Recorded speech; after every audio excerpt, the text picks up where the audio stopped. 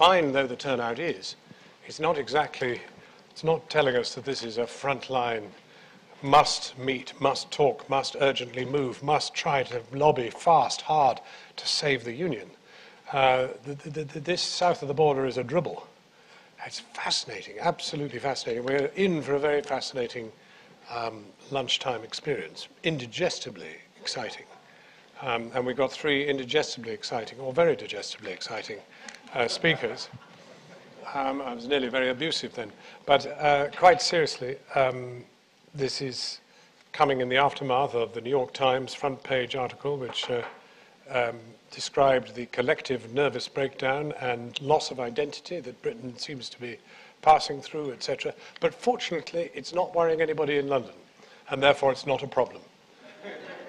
So I'm delighted to introduce our first speaker, Professor Linda Colley. Thank you very much, Linda. Far away. Hello. It's a great pleasure and honour to be here. I thought I'd make just 4 brief points. First of all, it's important, I think, not to be too distinctively masochistic and talk about the British identity crisis.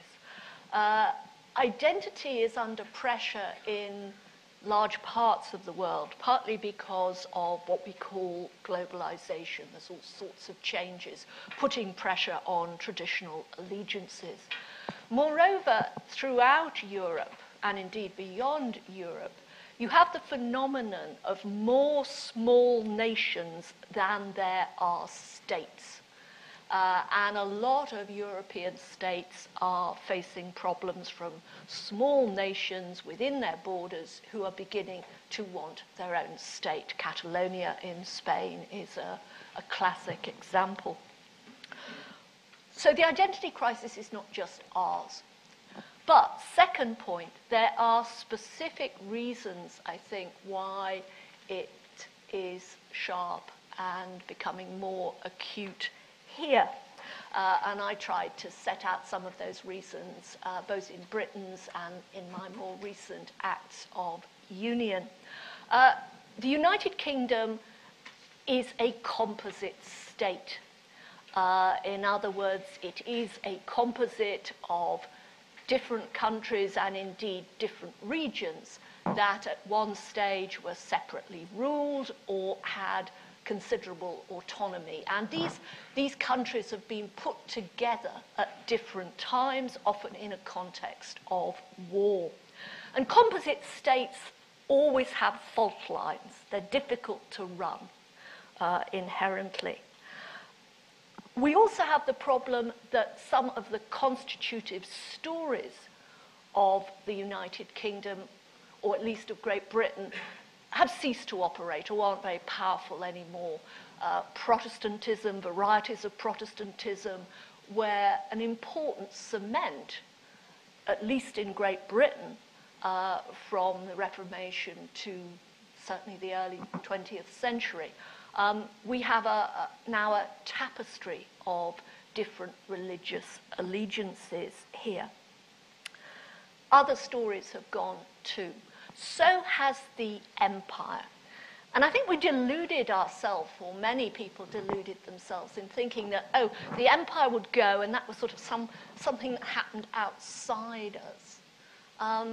But the disappearance of empire has had, I think, a lot of internal consequences which have taken some time to work their way through. Not the least, the loss of empire means the loss of a certain number of perks and degrees of complacency which help to keep the different component parts of these islands together. Scots, for example, were disproportionately invested in the empire. And I put it to you that if London still controlled a quarter of the globe, how many people in Scotland would necessarily want to leave such a honeypot? The Principate might, but many would not. Third issue, it's not just that some of these constitutive stories have gone or weakened. and that the empire's gone. The United Kingdom lacks a constitutional carapace of the sort that many polities elsewhere in the world have. We don't have a written constitution. And that's probably a factor in some of the problems we have.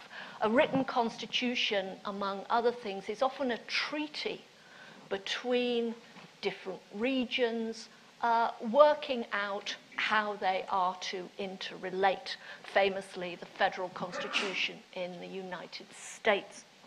Nor do we have a real acceptance or understanding here of federalism.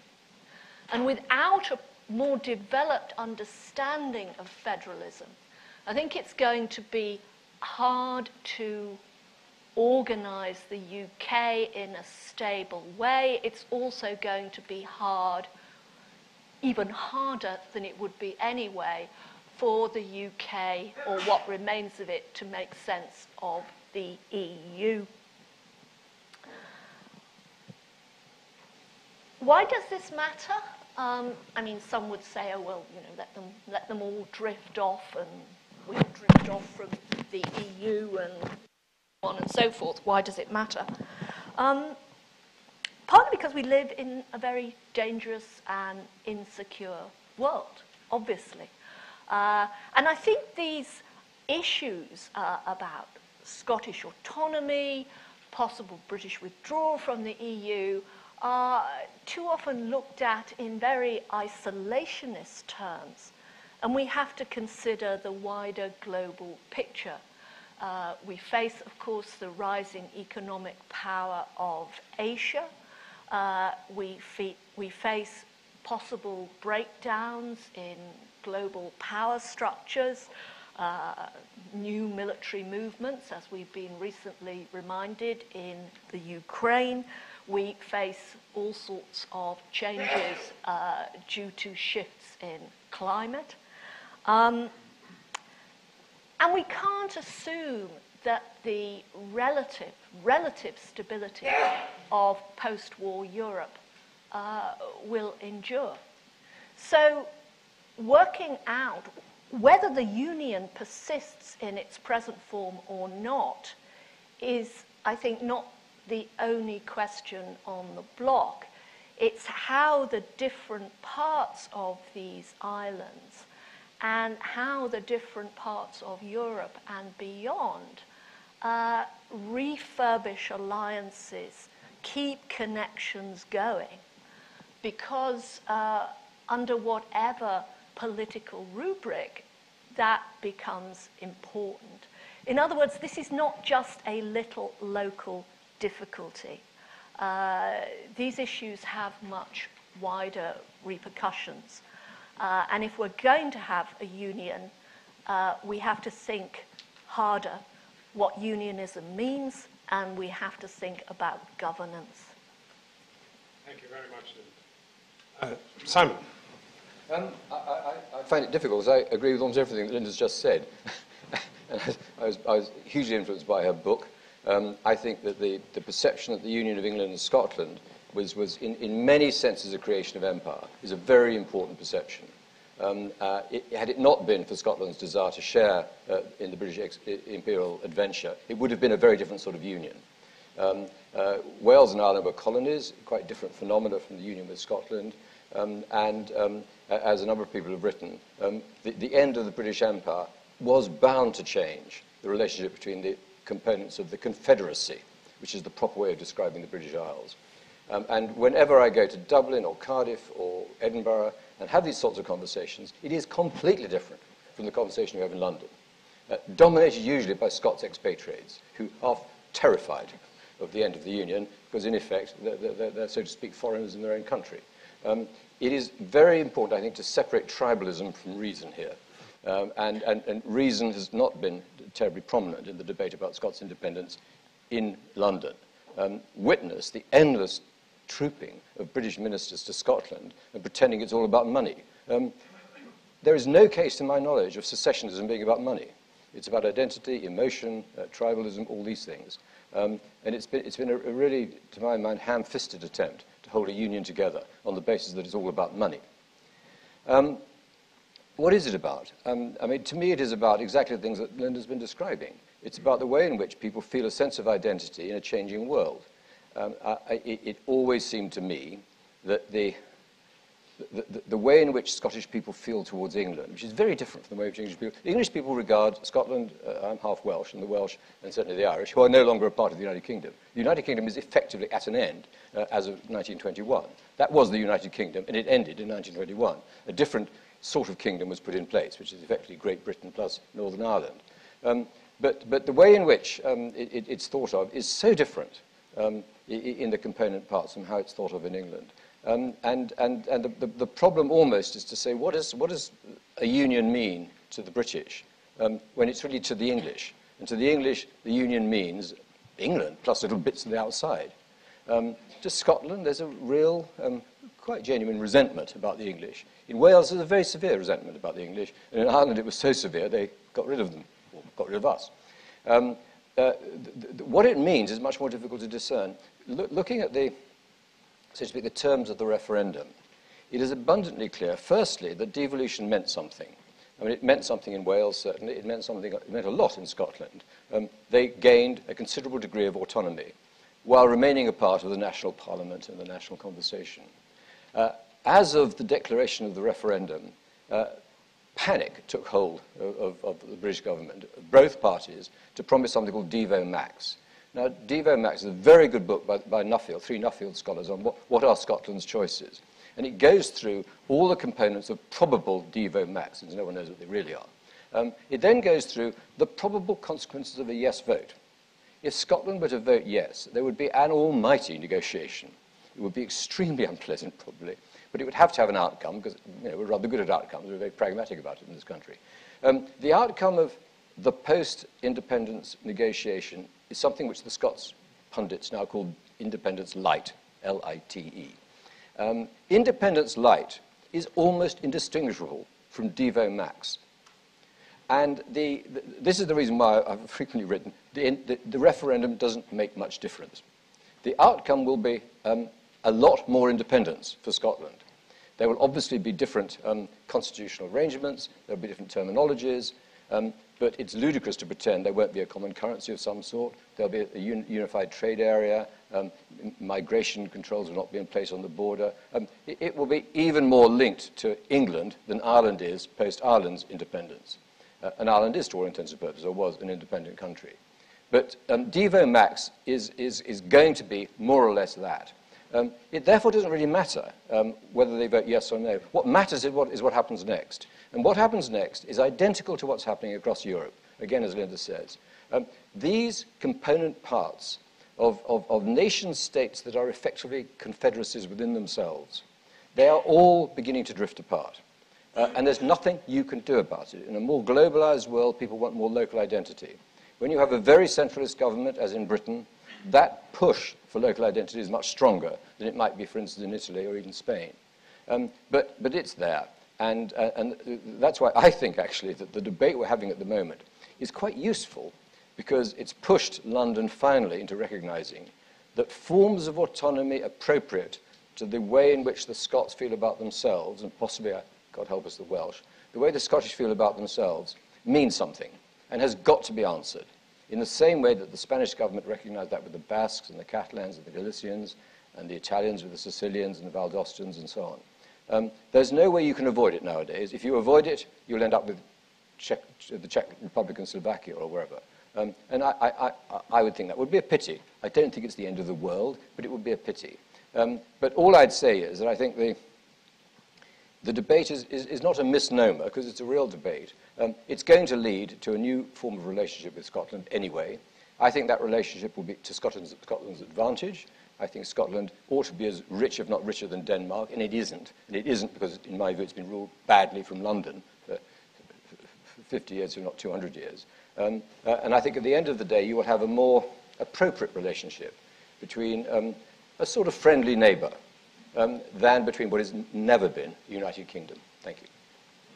Thank you, Simon, very much. Ben Page, a pollster's view. I think, well, the main thing is, of course, and it's a very sunny day, but the English so far haven't woken up to the cataclysm that could happen in a few weeks' time. So we have 72% of Scots who think it's the biggest thing that's going to happen this year. The figure for England is 16%, with majority of people thinking it'll be the World Cup, which of course they've been severely disappointed about. When we ask people what they think will happen, it's quite interesting to go with the wisdom of crowds. This isn't necessarily what they want, but what they think that will happen. 48% of people in Britain believe that the UK will be around precisely as it is now in 1 decade's time. A third think that it won't be. It will have changed in some way. In 20 years' time, certainty disappears, and it's even Stevens as to what happens. There has never been a single opinion poll in Scotland that suggests a majority of Scots want to leave the Union, although they certainly want Devo Max, which we will talk about. And indeed, the support for devolution in nearly all the nations of the United Kingdom. For localists like me, who quite like to see local government getting a bit of power, only 30% actually support giving tax-raising powers or real devolution to anything below the nation unit. Because I think underneath all of these figures are some quite interesting things about national identity. The proportion of Scots who really hate the English is only about 15%. I mean, I'll do that with football because we haven't asked it in precisely that way. So 15% of Scots say they always support anybody but England. A third of the English and the Scots say they don't actually watch football at all. But when we ask, and the other thing on identity is Scottish and Welsh identity, perhaps in opposition to England, is stronger than Englishness. So it's interesting that about the same proportion of Scots and English will just say that if they have to choose a nationality, they will choose Scottishness or Englishness. But when you ask about how strongly do you feel you belong to your nation, the Scots and the Welsh have it by a margin of at least 2-1 to the English. But at the same time, it is not that those countries are in some way fracturing away. If you look at what people say it means to be British, or the things about the United Kingdom that you're proudest of, there is much more that unites the Scots and the English, and indeed the Welsh, than divides them. And some of the differences that are greatest are actually between London and other parts of England. And I think some of the subtext in all of this is that London, and I'll use Stephanie Flanders' words, ex of the BBC, London is a great city with a crap country attached to it. But on so many indicators, when you look at London, it is becoming something other than the countries of which it is in charge. It's almost becoming a sort of separate city-state in its own right. And there's weirdnesses about the fact that we obviously have absolutely everything in this place. The Germans have Berlin and Hamburg and Frankfurt. And the Americans have Washington, New York, LA. We have London. And I think that is a problem in itself. And it's partly, and that sort of separateness, the fact that people in London of all sorts are just less into identity politics of all sorts, because London is a massive melting pot, means in some ways that they're oblivious to things that people in other parts of the United Kingdom think and feel. And I think that has some real challenges, both for London and indeed for the rest of the country. So the most English people are actually the Geordies. They feel most strongly English. The Londoners are amongst the least English. But overall, I think, when I look at the numbers, weighing it all up, Alex Salmond will win, as Sir Simon has just pointed out, whatever happens, because he will have Devo Max. And he'll be very happy to have to keep going, and perhaps without some of the difficult decisions he might have had if he actually won. And ultimately, the United Kingdom will muddle through. That's what it always does. The end. Thank you very much. Well, that is a very interesting... We all agree. Well, except that I don't. All right. Perhaps you should do 6 minutes. I'm not going to do 6 minutes, but I would argue very strongly that I'm not even sure that this is really about Scotland at all, but that it's in fact about our entire governance, that in fact it is failing, that the over-centralisation to which you referred has reaped catastrophe. That it's reaped catastrophe because people feel no local engagement at all, There is no local in this country. Funnily enough, I attend something which I think you've been to once or twice, called the Pontignano Conference, which is an Anglo-Italian conference. And it's a sublime experience, not least because it's in Italy, but beyond that. It's a sublime experience because it is a marriage of two nations that are completely complementary. They have, to coin the word that Stephanie Flanders used, a crap national. We have a crap local. They have an amazing local, and we have a pretty stunning national. Failed a bit at some areas of sporting prowess and the rest of it, but and our collapse of local is, I think, a really serious thing, which, funnily enough, and I'd like to ask you this, Simon, I think there's some evidence that politicians in the last few months have been desperately throwing rotting fish out to the regions, promising things like more money for the business rate. Even this very morning, the government talking about pushing more money out to the regions, but nobody ever talking about actually restoring a situation in which local people have control over local expenditure, elect local people to run their local. And there's so much that you could say. The Birmingham schools thing, which I was mentioning to Simon coming in here, the Birmingham radicalisation of these schools, if there had been still the coherent local authority that Birmingham ought to be, and once was, somebody on the education committee would have heard about the radicalisation of those schools in the pub. They might not have heard it from a Muslim, but they would certainly have heard about it. And the fact that it took Whitehall 9 months to discover that the best school in the locale had gone from being AA in Ofsted approval to completely disastrous, radicalised heap. And I visited it, so I saw it for myself. The fact that it went 9 months without discovering that is itself a great testament to the lack of local. John, I mean, I agree that what's interesting about this is that the public exhibit what I would call cognitive polyphasia on this. So they want their cake and eat it. Must write that down. It means the ability, it's a good way of describing people's ability to think conflicting things about the same thing, or at least say in opinion polls, conflicting things about the same thing at the same time and experiencing no dissonance. So 70% of people say that local people should have much more control over their affairs, even possibly including some elements of taxation. However, 70% also want the NHS to be identical anywhere and everywhere in the United Kingdom. And you will meet people from the left who'll say this is all about stopping unfairness happening. Now, of course, we know, people who come to events like this know that the NHS is radically different in different places, even within the same county sometimes. But there is a belief that somehow a central state can make sure that everything is the same. People want grass cutting when we ask them to be the same everywhere. If you could guarantee that all parks in England would have grass of uniform level, they will actually go for that. Eric Pickles, who says he is a localist, the Minister for Local Government, is about to instruct all local authorities to start collecting dustbins again once a week. So and he's doing that partly because he knows his voters.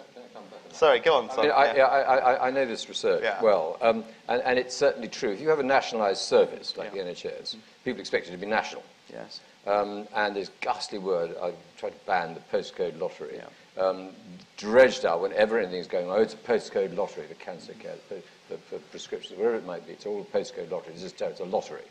Yeah. If, on the other hand, you sort of say, would you like to keep your local hospital?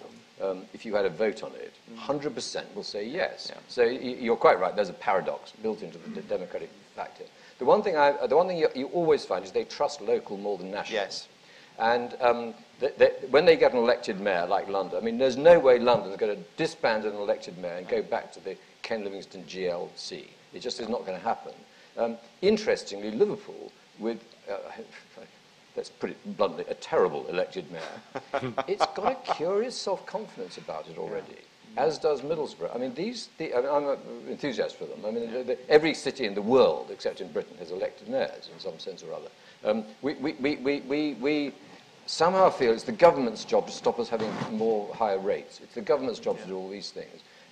If, on the other hand, you actually say, would you like to control, for instance, where the housing estate goes in your village, they immediately become fanatical localists, in exactly the same way that Eric Pickles, who does not have a localist bone in his body, wants to overrule whatever local people want as far as housing estates are concerned. There is, as John says, a huge local democratic deficit.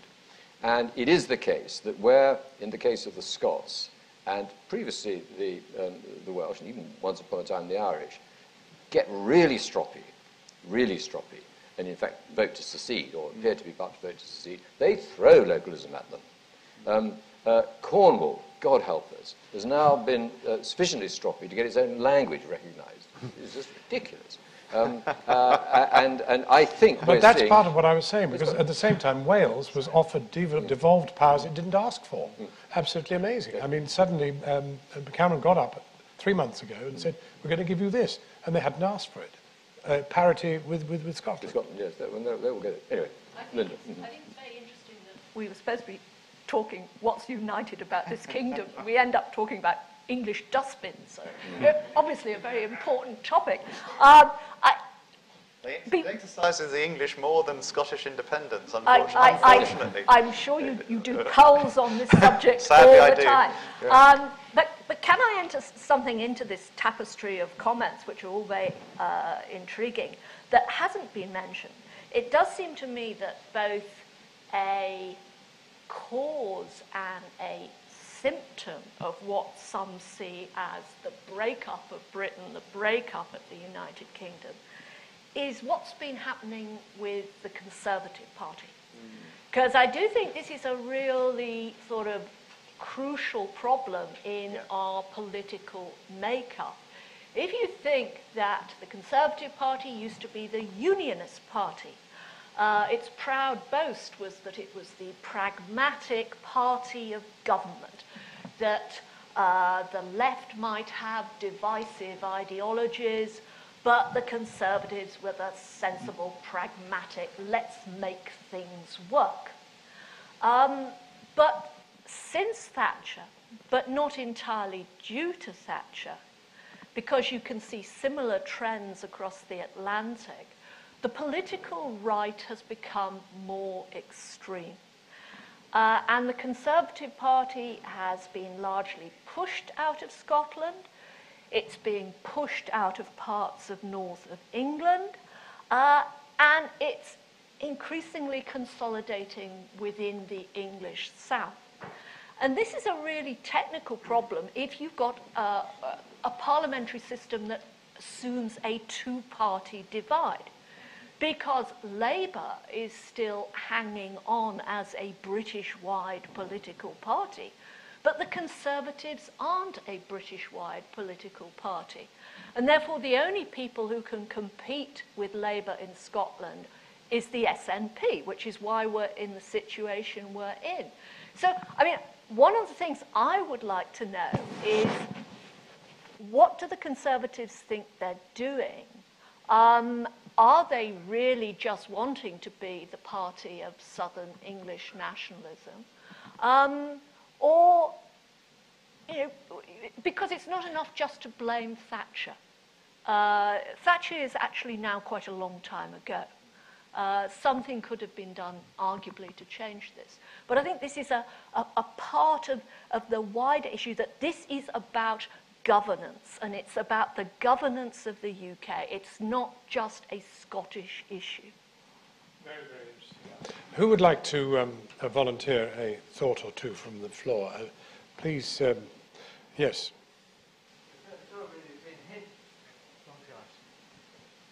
My name is John Harmer. I'm a member of Chatham House. It's sort of been hinted at, but isn't it time we had independence for London? London is a prosperous city, it's a city-state, it's a world country. Let us have independence for London, please. Can I just say that if you were to talk to any of the guards on the underground, or many of the nurses in the hospitals, or particularly the firemen, you would find they had come from Merseyside, Peterborough, Doncaster. You couldn't survive in London without... Well, but they wouldn't be able to house them. So you'd be perfectly happy to have your workforce living outside your country. Well, they can't at the moment. Yes. Anybody else? Yes. Thank you. My name is William Crawley, a member of Chatham House.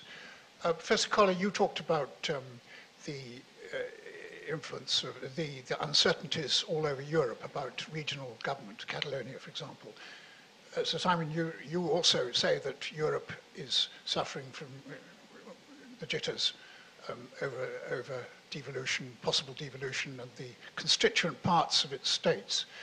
But isn't it curious that in the European Union itself, there's no other country, I think, which is quite so insouciant about separatist movements within its borders as the British have shown themselves to be. I mean, take Eastern Europe, for example, the new Eastern European members. They wouldn't, although their borders are very recent, they wouldn't countenance 1 second changing the borders that they have at the moment. There's very intense nationalism. France, would France countenance changing its borders? Or Germany? Would any of the constituent states of the European Union? They're not. The European Union is based on a very strong nationalism, which Britain is proving not to share. Well, I think that's true. If you want a real hero in Spain, in Barcelona, it's David Cameron. They adore him because he's allowing the Scots to vote. I mean, they really are very enthusiastic about David Cameron. I think it's true. I mean, certainly Spain is in turmoil over this subject. I mean, I don't know about the others, but I mean, Spain is going through the same crises that we're going through. And I've no doubt that Eastern Europe's fragile. It's just fragile at the moment. You see Ukraine. I mean, you can resist, as Britain resisted breaking up the Union, doesn't necessarily achieve that particular goal. Where I think, on one point that Linda raised about the Tories in Scotland, of course, the Tory unionism wasn't to do with Scotland; it was to do with Ireland, and it was a sort of almost farcical Anglican anti-Catholic obsessiveness, which was ended in 1921. The whole debate is conducted as if there hadn't been 1921. 1921 was potentially a third of the British Isles population went AWOL in 1921. Largely because we governed them so appallingly badly. And one of the reasons why I think Scotland, I mean, some of it has to do with the end of empire and all this sort of long-term view of it, but a lot of it's to do with the poll tax, the way in which London has casually dealt with Scotland over the years. The Scots, enough Scots just got thoroughly fed up. Nobody's actually mentioned Europe, which is interesting, because I mean, what I mean by Europe, by the European Union, after all, Europe was founded as a Europe of the regions. Not a Europe of nation states. Of course, it is by constitutional definition really a Europe of nation states. But I mean, the whole idea was to allow, which actually happens. I mean, have you ever been to the Catalonian office in Brussels? It's big. I mean, it's got a very important character running it and all the rest of it. There's a big Bavarian office. You can only have to drive around the Western Isles to meet the blue flag with the yellow stars, which have been negotiated by the Scottish government for the expenditure of Section 11, is it? Monies in deprived areas, etc., etc., etc. But it doesn't seem to have quelled the desire for separation. Very, very interesting. So let me take you next. Ronan Tynan. As an Irishman, I slightly hesitate to become involved in this discussion, but I find myself in 100% agreement with John Snow, because as speaking to, or having spoken to a number of Scottish people, it's very obvious to me when they make the calculations, or I force them to make the calculation, they're not really, shall we say, the kind of militant nationalists that would justify the cause of Scottish independence really as a truly nationalist movement. Now, I apologise if there's any of them in the audience. Look around carefully. But the point about alienation is fundamental. Like, for example, why is the European Union committed to the regions as it is such a, shall we say, a hot topic in the United Kingdom? Because it is associated with that greater sense of alienation. It's far away. Local governments always take credit for a European Union initiative, never give local governments. And this amplifies that sense of alienation. And the sense of powerlessness I feel myself, even dealing with Tower Hamlets on parking issues. I mean, it gets down to a very local level. But I'm just echoing what you say. I'm sorry I can't add anything more to it than that. But there is one fundamental point which does annoy me. I mean, we still have 19th century style government administration. We're all active in social media. I was even trying to tweet the wisdom of John Snow on Twitter just now, for example. But our democratic process is not caught up with this. We still have a debating chamber that's modelled even further back to the 19th century. I mean, it goes back a few centuries. Sword and a half. What? Sword and a half from the man opposite you. I mean, ridiculous, ridiculous. But the point I'm just trying to make is that unless democracy catches up with the 21st century, unless we can integrate social media into the process, until we give people that sense of participation, that sense of alienation is even going to... Well, I wonder whether this isn't borne out by polls. I don't know whether you polled on this, but my sense, travelling up there as a hack, I can't say I went up there as a scientist, but travelling up there as a hack, was there's about 20% seriously solid nationalist, which I think they've always been. Yeah. And then there's about a fluid kind of 15%, maybe even as many as 20%, who frankly are angry, embittered, resentful, alienated, and just simply want, let's just do it ourselves because nobody else has done it very well for us yet. Which I think Devo Max probably would cure. Yeah. Although, I think to an extent there are, though probably neither side would appreciate this comment, but I think there are certain parallels to this extent between some of the supporters of UKIP and some of the supporters of SNP. In both cases, if you look at some of the analysis, many of the staunch supporters are, and there's no other appropriate phrase, sort of white working class males who feel that they are losing out. The world has shifted. They don't have the status they once did. And it is partly lashing out at what you think is to blame, which in Scotland can be London and the Tories, and in parts of England it can be Brussels. So that's one point. But your point about more broadly how we need to adjust our machinery of government, including the wonderful building of Westminster Parliament, which as a historian and in aesthetic terms, I think it's a beautiful building. But it was created in the mid-19th century for a two-party system and for an empire stretching across the globe. And the whole rectangular House of Commons presupposes a mainly two-party divide.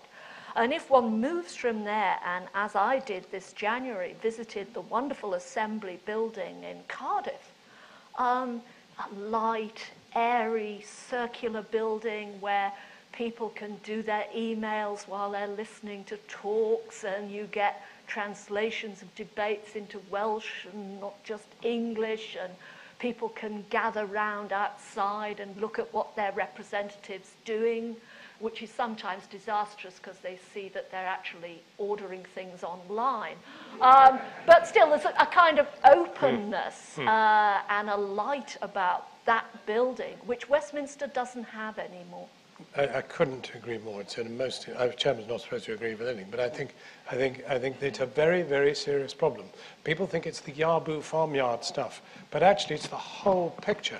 And let's not forget, even the lavatories are delineated for mainly men. There are not enough women's lavatories in because they never envisaged having a lot of women. Sorry, you right at the back there. Yes. Thank you very much. The name's Ewan Grant, Chatham House member. My question is really about the point you all followed on to quite quickly about the relationship between, say, London and the South and other parts of England, regardless of the result, but also, of course, that applies to relationships with Scotland and Wales and Northern Ireland. Do you see any signs that elites in London and the South, whether government, business, academia, the lot, are really taking seriously the alienation between North and South within England and with Scotland and trying to do something about it? And also, that's at the elite level, and at the mass public level, how serious do you think the EasyJet factor is? And by the EasyJet factor, I mean the ease and relative cheapness of hopping off with the family to the continent rather than going to other parts of the country. I would just also finish off by saying I thought the comments about the impact on Scotland of loss of empire was spot on. I grew up in the west of Scotland, born and grew up in the 60s, and then in my family and others, there was still an enormous residue of the impact of the empire. That's all gone now, and the change is massive. Simon. I don't know. I don't totally agree with my colleagues about the architecture of Westminster. I don't think it matters very much. Well, it's too good a building to leave to too good a building to leave to 650 people. Surely let everybody go in there and enjoy the cradle of democracy. Would that it mattered. And the glorious Assembly building in Cardiff, which I know a bit, it's a citadel of total incompetence. However, let's leave that to one side. The business about localism, which I think the single biggest problem that we're all discussing now is the relationship between the centre and locality, however you define it. This business of tossing out localism within 12 months of an election is absolutely standard. It happens every election. I mean, I sat with Tony Blair before '97 and pleaded with him. I was chairing the Commission on Local Democracy to have elected mayors. And he said, what a wonderful idea. It'll smash local Labour parties. I remember him saying it. And he adopted it. Frank Dobson tried to kill it. It got into statute. Blair said, if I hadn't done it in my first year, I'd never have done it because the Treasury were totally opposed to it. But at least they won't have any power. I mean, this is all this is the real conversation. Where I totally agree with the questioner is, I just spent a lot of time quite deliberately outside London. I'm a total Londoner. I'm a London nationalist. London's a city-state. Yeah. There's a city-state called London, New York. You know, it's one city-state, and they both got some crap countries, and certainly crap governments outside them. What I think is really difficult to crack is the perception London has of the rest of the country, Scotland and the rest of England. It is completely distorted. Most of the people who make decisions in London go to France and Italy for their holidays. They never, I was in Grimsby the other day. Grimsby is the most god-awful place. It really is a disaster. Many of the things wrong with Grimsby are disasters inflicted on them by London and Brussels and so on. But, you know, it's desperate. I don't think there's anywhere that bad in France or Italy. It really is that bad. Now, Liverpool, on the other hand, is now really a very exciting city. Leeds is an exciting city. Manchester's coming through. Bristol's got an elected mayor, and you know, he's a good man. Things are moving. The countryside is full of life, thanks to subsidy.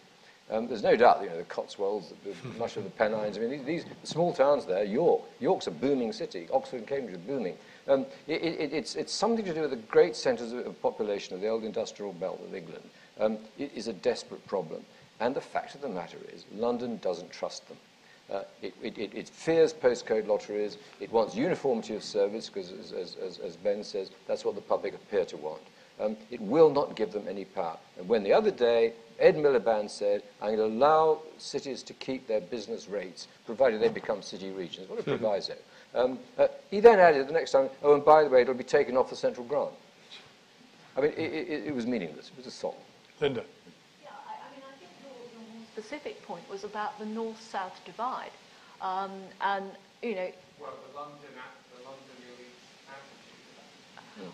Yeah, but I think it goes beyond that, the north-south divide, because it's been, as I've tried to write at different stages, the north-south divide has been persistent. I mean, you can see aspects of it certainly back to the Middle Ages, if not before.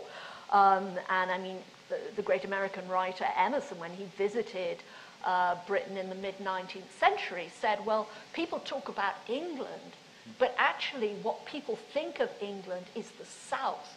And the further you go north in England, that vision of England recedes, because the north is just a different place. You know, I have suggested, but it will never wash, that I think there should be an English Parliament or an English Assembly, because I believe the devolution of the 1990s was incomplete. You cannot have assemblies or quasi-parliaments in Wales, Scotland, Northern Ireland, and then not have anything similar in England. I think it provokes all sorts of problems. So in some ways it would be a logical thing not only to have an English Assembly, but to put it in the north of England so as to balance the south. But if Sort you of Salford, really. BBC. This is Andrew Adonis's idea of getting the House of Lords to go to But Manchester actually, I or think... something. speak, if you speak even to quite relaxed Labour politicians who are trying to sort of think about these things, they don't like that idea at all. Partly, I think, because they're worried that there might yet be another element of separatism. What happens if the north of England becomes a Catalonia situation and people say, oh, well, London can secede, but we think we'll secede as well. I mean, how much fragmentation do you allow? Well, Ben's got some figures, so maybe you should chip in with them. We've just asked them actually this month whether they want England to be governed as it is now, with laws made by a UK Parliament. This is British people we've asked, so it includes the Scots and the Welsh. Whether they want England to have its own new parliament with law-making powers, or whether they want each region to have its own assembly that runs services like health. The proportion who want things to be exactly as well, pretty much as they are now, 45% in 2006, 44% in June 2014, so it hasn't shifted. England to have its own parliament, 26% in 2006, and in June 2014, 26%. For some more local devolution, 17% think each region should run something like the NHS or health. It's gone up to 23%. So centralism does seem to have some attraction. And the other thing we know about referenda, the status quo does have, in most referenda around the world, a lot of attraction to it. And I think somehow, generally with polling, things change, attitudes change much more slowly. There are great fractures that John is possibly predicting, but I don't see it at the moment. Let's take a raft of, I think, you next and then you, yes. Sorry, thanks. Nick Greenstock, Chatham House member. I'm going back to the point Linda's just made. Globalization isn't going away anytime soon, and like a kind of physical counterforce, localism is playing its tune. Where does it stop? So the Scottish devolution or independence might happen, but does Scotland break down to a kind of finer component part, and does the same happen within other countries within Europe, within broader reaches of the world? Is there a kind of perfect size tribal entity that it reverts back to? We'll pick up the answers, but let's take a couple of these. Yes? Hi. I'd really like to know what you guys think about the role of multiculturalism in all this, because you were saying that in London's a melting pot. Yeah. And also London, as you guys said earlier, is a place where Englishness is less felt. Yeah. So on one hand, I'm thinking, okay, well, does that mean having a multicultural environment, a cosmopolitan environment, mean that people have less of this nationalism, patriotism? But on the other hand, often when you have many cultures that come into one place, then you kind of get ghettoizations, and almost nationalism is almost increased because people, you have the whole separation of classes, cultures, etc. So you almost have this binary juxtaposition, if you will. So I'd just really like to know what you guys think about that. I could take a couple more questions, but if I could just say that, in fact, I went specifically to Govan Hill, which is probably the most ethnically diverse constituency in the whole of Scotland, to find out how people, ethnic minorities in particular, were thinking about independence. And the ethnic minorities were largely in favour of separation, largely in favour of an independent Scotland, especially the Asian shopkeepers. We've actually done a project amongst Scottish Asians, and this was done a few years ago for the Commission for Racial Equality, as then was. We went around asking everybody who they hated most. And the Scottish Asians actually said English Asians, because they're English. They're all these snobby Southerners in my family. I've really got, so. Yes. Sorry, right, okay. Yeah. There's been quite a bit of talk about globalization. I think the connection between globalization and some of these highly political and constitutional issues we're addressing is not absolutely straightforward. If I look around the world, there are a lot of countries whose commitment to globalization, at least in a political sense, are definitely minuscule. And outside China, India, and Indonesia as it starts, and indeed a lot of Asia. I think we're speaking too much in Western terms in this discussion. And that has a bearing also on the ease in which you can split up a country, or indeed a government regards a referendum as acceptable. question is very simple. What does the panel think that if in the event that Scotland, however reluctantly, votes no to independence, for moving into DO mass, what are the chances, if any, of having a constituent assembly or something on a written constitution? Does anyone from the panel think that that may at some point come? A very good question. I mean, we've got, where does it stop? And any chance we might derive a written, I think the Scots have pledged, and the Scot Nats have pledged to have a written constitution. Indeed. Simon? On the first question about localism, the wonderful Italian word "toralismo," which is your affection for your local tower. Ben's organisation has done these polls right back for 30, 40 years, and it's absolutely clear the localism most people identify with is their parish or their town. The sort of civic entity closest to where they live, they feel a passionate commitment to. And you can forget postcode lotteries. They want their town or their parish to be, in some sense, sovereign. It's when you get above that, when you drift up to the sort of county borough or the rural district or the unitary county, they start losing faith with it. And when, of course, John Prescott tried to get a poll going for a North East Regional Assembly, he got absolutely nowhere. One reason was he said, and I'll be abolishing Northumberland and Durham. It's a really bad thing to say. Because they like the county more than the region, but they like the town more than the county. And I just think there are fundamental truths here, which the Scandinavians have appreciated. I mean, Scandinavia is a very, very strong localist culture, as indeed is France. We just don't understand it. I mean, it's extraordinary. We feel it ourselves when we're in a village. I mean, second homers in villages are the most passionate people about the village, even if they're only there a couple of days a week. But I just think that this idea of reinventing true localism is the key to localism generally. Just on written constitutions, I mean, the days are over when we could express pride in the fact that we had an unwritten constitution, so it didn't matter. It's rubbish now. And you just see how America, one of the most tremendously sort of centripetal of political entities in the world, and this sort of fierce, religious unionism in America. The one thing that stops it, I think, in Washington, which is a dysfunctional place totally, from completely collapsing in a sort of Soviet sense, is states' rights. And the only thing that defends states' rights is the American Constitution. Ben? Well, obviously the public love the idea of a written constitution, but it's not anywhere near. This is the whole point about so many of these things. It's just not at the top of most people's agenda. So, yes, people would, if you ask them, they'd like one. Do they think it's the biggest problem we face as a country? No. Maybe they're wrong. I think there is something about London as a place, and I'm a migrant into London. I come from Devon. I chose to live here. And London, one of the things about London, Simon's absolutely right in terms of the data about people's sense of local identity and belonging, and even where they want things run from. But people's identity in London is always stronger than the boroughs.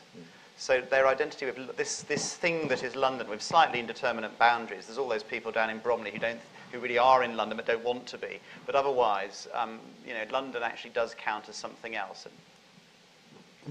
I think I would like to link these two questions. I think interest in written constitutions, even among practicing politicians, is beginning to grow. Partly, I think, because there's a recognition that the system is now so much more complex, but also, of course, the population is now so much more varied, and the kind of pre-Second World War confidence overconfidence, when the British elite was very small, relatively homogenous, and people could go around saying, well, other people need it written down, but we don't, we know. And it was this, we know. I think increasingly people realise that that's not the case. I was speaking to a former clerk at the House of Commons, and I raised this issue with him, and he said he'd always regarded written constitutions as just nonsenses, and they're certainly not magic bullets. But he said that having, in his last 10 or 15 years in the House of Commons, meeting some of the new MPs, he realized that they didn't actually have a clue about how government was supposed to work, because it was changing so much and it was becoming so much more sophisticated. And he had come to the conclusion that you needed something. But if you have something, of course, it can't just be a car manual. It can't be like the Cabinet Guide, which was recently created. There has to be, if you really want a written constitution to work, there has to be an inspirational element to it.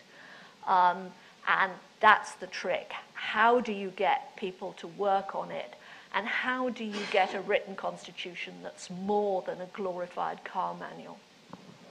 I'm going to take two very, very quick questions because they were the most persistent. 1 and 2. Ivan Kingston, a member of Chatham House and an immigrant of nearly 80 years ago. Have you looked at sufficiently the dichotomy that Scotland wants to break away from London, but wants to be part of the European community? I think the European community has had a great effect on areas wanting to separate from the nation state. And I think we haven't looked at that aspect. Very good point indeed. And there's a microphone coming over here.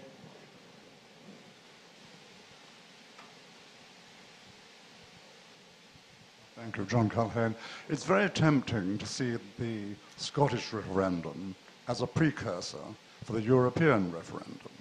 And in both cases, the people who argue against secession are arguing in terms of economic issues which cannot be known until there is a negotiation following a positive referendum. But it is my belief, and I think you share this, that people won't vote on economic issues in either case. They will vote on a sense of identity.